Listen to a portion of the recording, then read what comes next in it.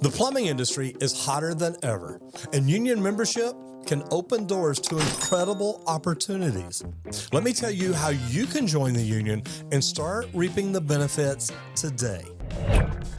And if you stay till the end, I'll teach you how you can retire with more than $1 million in the bank when you do it. Now, there are some basic qualifications. Most unions require applicants to be 18 when they apply. Now, I got this information from some of the union websites. Now, we'll put the links down below in the description. But you're going to have also a high school diploma or a GED. You need those things, and you're probably going to have the official transcript to get you in the door. You've got to have a valid driver's license and reliable transportation. They want to make sure that you're going to be able to get a ride to the job sites because that's going to be required. You've also got to be physically able to do the work. Now, you should be fit enough for physical tasks like lifting pipes, climbing ladders, doing whatever it is that you're asked to do on the job site. If you're out of shape, you might think about getting on a treadmill for a little while before you even go in and apply. You also have to live within the local union area. You must reside within their jurisdiction, is what they call it. Like in the Dallas Mesquite area, where Local 100 is, you've got to live in Dallas County. If you're over closer to Fort Worth, you're going to be in a different union. You're also, in the beginning, going to have to register with the state of Texas as an apprentice. In Texas, you have to get registered and get your plumber's apprentice card from the Texas State Board of Plumbing Examiners. Now, it's only a $15 state fee. So for $15, you can get registered, and that allows you to go out and start working as an apprentice. And there's some documents that you'll need to prepare, okay? They're probably going to ask you for your birth certificate, probably your driver's license. You've got to have a Social Security card. Now, if yours is like mine and it's old, you may want to go down to the Social Security office, go ahead and apply for a new card now before you need it. And if you're a veteran, you're going to need your DD-214 form. That lets them know, hey, you used to be, you're out, and you're good. Now, with a lot of these unions, there might be some testing and screening also. Now, the union tests often include math, maybe like fractions, algebra basics, just simple stuff, and reading comprehension.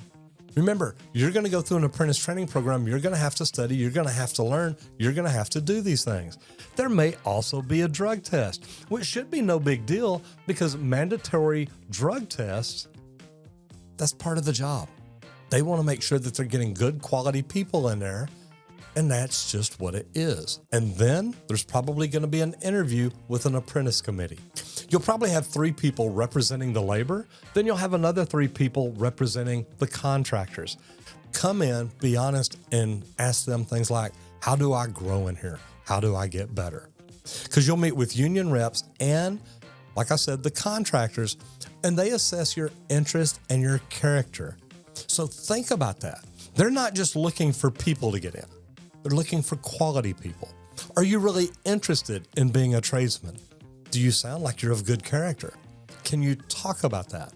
Talk about the things that you do for your community, for your church, for jobs that you've had in the past, anything at all like that. Now, if you get accepted, here is more about the training program. It's just kind of an overview, but at least you'll understand what I'm talking about. You get on-the-job training. Now, it's about 2,000 hours a year, guys. It's a full-time job. And of course, a full-time job is 2,080 hours a year.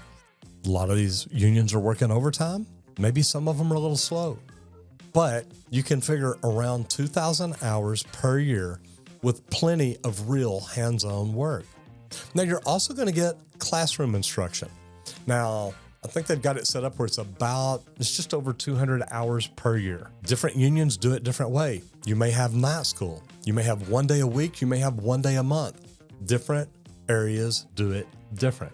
When I was an instructor here, the apprentices had to go to school 2 nights a week for about 3.5 hours. It's not a lot of hours, and you're trying to get over 200 hours a year in classroom training. So make sure you show up for it and get everything that you can and show up to learn. Don't just show up. Don't just say, look, I'm here. Show up to learn. But you're going to get trained on math. You're going to get trained on safety. I used to teach blueprint reading and advanced drawing, stuff like that.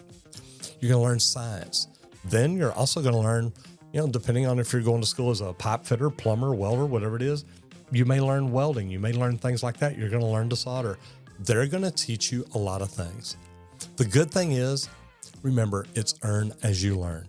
You're paid for the work you do. Now, you're not paid for school, but you're paid for the hours that you're out in the field working with scheduled pay raises each period or each year.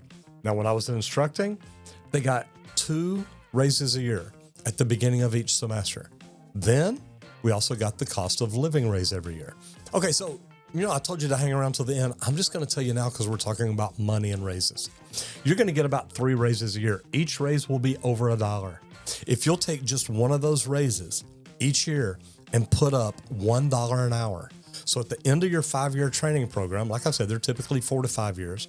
At the end of the training program, you're going to be putting up $5 an hour. That's $10,000 a year. And you're not even going to realize it because you've never taken it. Each and every year, you just give up one of those $3, $4 raises you're going to get. Put it in your 401k. Here's what happens. At the end of 30 years, 35 years, you're going to have $1 million in the bank because it's going to keep growing. It's going to keep growing.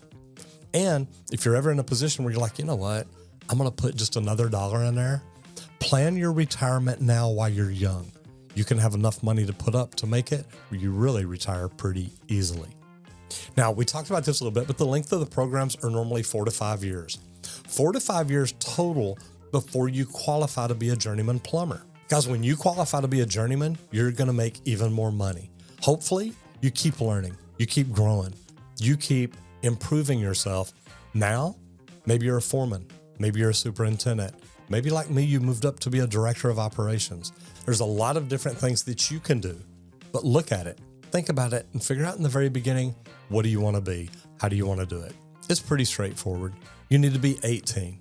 You need to have a high school diploma or a GED. You need to have a driver's license, probably with a clean record. And you've got to have the ability to do hard physical work. In Texas, you also got to get a $15 apprentice card. And if you know that someone needs an apprentice card in another state to get registered, do me a favor and leave me a comment down below. I'd love to know what the requirements are in your state. But in Texas, you've got to have that $15 apprentice card from the state before you can even start. Then you apply. Apply with your papers. Have everything together when you walk in so they know you're prepared. And then you'll get to possibly meet the interview panel. If you get in, you'll work on real jobs during the day and you'll go to school at night. Or, like I said, some places are different. Guys, this is an amazing career. And if you get into it, if you enjoy it, if you do it well, it can be an amazing profession for you for the rest of your life. Huge thanks to our channel members. Your support helps us teach and grow the trades and keep this community strong. From the bottom of our hearts, we appreciate each and every one of you for being channel members and helping make all of this happen.